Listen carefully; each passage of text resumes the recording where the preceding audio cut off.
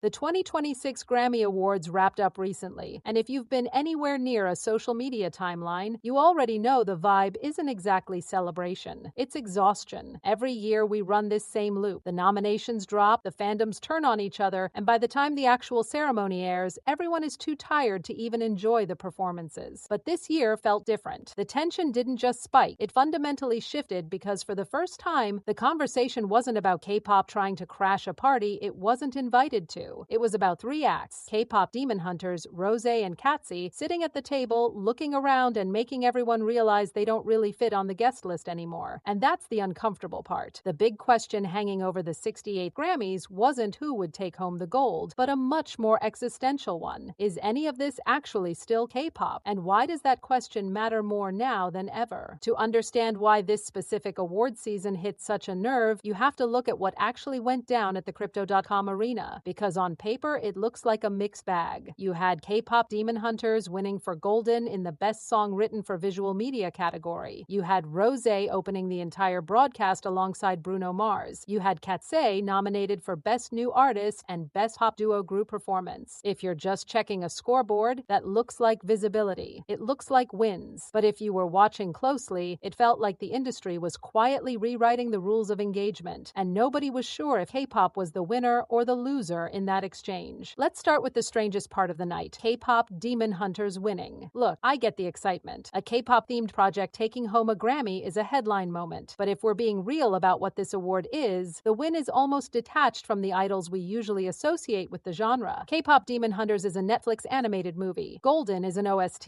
The award they won, Best Song Written for Visual Media, is an industry-facing category. It goes to the songwriters, the producers, the composers, the people building the track, not the people performing it on stage. When the winners walked up to the podium, they weren't an idol group in synchronized choreography. They were the behind-the-scenes architects, the Korean and Korean-trained producers who have been building global-grade pop music in studios for years. There's a weird irony here that a lot of fans are grappling with. For a decade, we've watched idol groups get nominated and lose, often feeling like they were being tokenized or kept at arm's length by the Recording Academy. Now, finally, a trophy goes to a K-pop adjacent project, but it wins specifically because it detaches itself from the idol framework. The Grammy didn't validate the K-pop aesthetic or the idol performance machine. It validated the production capability. It rewarded the songwriting rooms and the studio infrastructure. And to be brutally honest, that makes some people uneasy. It feels like the system is saying, we love the product you make just as long as we don't have to call it K-pop when we accept it. The Grammys framed Golden as a great song attached to successful visual media, treating the Korean identity as a secondary flavor rather than the main course. K-pop Demon Hunters didn't win by demanding to be accepted as Korean pop culture. It won by passing through the gate without the K prefix attached. Then you have Rosé. Her situation is arguably even more surreal. She didn't win a trophy, but in terms of optics, she might have had the most significant placement of any Korean artist that night. She opened the show. Think about that for a second. The opening slot at the Grammys isn't just a performance slot. It's a statement from the Academy about who defines the current musical conversation. She performed 8 with Bruno Mars, and the performance wasn't framed as some grand cultural exchange or a barrier-breaking moment. There were no long-winded intros about Korean culture or subtitles explaining the context. It was just pop. The host briefly mentioned the Korean drinking game origin of the song title, but it was treated as trivia, cultural color, not a history lesson. The lack of a win for Rosé feels almost secondary to the fact that she was allowed into the core pop narrative without needing the K-pop label as a crutch. Historically, when BTS or other K-pop groups performed, the framing was always about the first or the barrier. It felt like they were representing a country. With Rosé, that weight was gone. She was presented as a solo artist, a pop star in her own right, existing in the same space as Bruno Mars or Dua Lipa. And honestly, that's wild. It suggests that the Academy no longer sees her, or at least this version of her, as an outsider needing translation. But for fans watching, it raises a prickly question. Is this acceptance, or is it assimilation to the point where the Korean identity is just a quirky background detail? And then there's Katseye. If K-pop Demon Hunters represents the production engine being absorbed and Rosé represents the individual artist shedding the label, Katseye is the blueprint for what comes next. They were nominated for Best New Artist and performed Gnarly, a performance that was spicy, polished, and honestly incredibly tight. But the reactions online were all over the place. Here you have a group put together by Hybe and Geffen, trained with that ruthless K-pop methodology, living in that intensive system but marketed from day one as a global pop group. They aren't a Korean group trying to break America. They are a US-based group with a multinational lineup. There is no Korean language hit rallying the fans, no strong national identity to claim ownership over. When Katseye walked onto that Grammy stage, the Academy didn't seem confused about how to categorize them. They didn't need a special K-pop category to make them fit. They were just another pop act, and that is exactly what makes people so uncomfortable. For a lot of fans, K-pop is as much about the Korean language and the cultural specificity as it is about the training. Katseye strips that away. They prove that you can take the system, the training, the aesthetic, the precision, and export it entirely, removing the K from the product completely. Their nomination felt like proof that the industry has figured out how to commodify the K-pop factory without needing to import the Korean culture. You saw this split play out in real time on Korean internet communities. It wasn't just a simple congratulations. The reactions were messy, anxious, and honestly a bit painful to read. You had one camp celebrating, saying the song Golden was just objectively good and that talent finally got recognized. But then you had this massive wave of resentment. Comments kept popping up asking if K-pop is only allowed to win when Americans are involved, or if the Grammys only opened the door because the Korean identity was diluted enough to be palatable. There was a real sense of economic frustration too. People pointing out that Netflix and Sony are going to pocket the bulk of the profits from Golden, while Korea gets the symbolic pat on the head but not much else. And then, of course, there was the nationalist backlash, the crowd dismissing the achievement entirely, mocking the idea that Korea deserves credit just because the animation is styled that way. But even the people who were happy seemed uneasy. I saw so many comments admitting that this felt like a strategic award, something the Grammys couldn't avoid giving because the song was too popular to ignore, but carefully contained in a non-televised, industry-focused category. It feels like validation that comes with an asterisk. It's the classic, you can sit at the table but don't speak too loud energy. All of this chaos actually brings me back to something said back in 2023 that drove everyone crazy at the time. He argued that for K-pop to keep growing, it has to learn when to remove the K. When he said that, people lost it. To fans, it sounded like betrayal. To nationalists, it sounded like cultural surrender. But looking at the 2026 Grammys, it's hard to deny that he was describing the exact scenario we're living through. He wasn't saying Korean culture should disappear. He was saying that if K-pop stays locked inside a national label, it hits a ceiling. He was talking about saturation. The system trained these producers and artists to operate at a global level, but then forces them to squeeze through a narrow gate labeled K-pop every time they want to be taken seriously as just music. What we saw at the Grammys looks like the consequence of finally removing that gate. Golden wins because it enters as a song for visual media, not a K-pop track. Rosé opens the show because she's a pop artist, not a Korean ambassador. Katseye gets nominated because they are a pop group, not a K-pop export.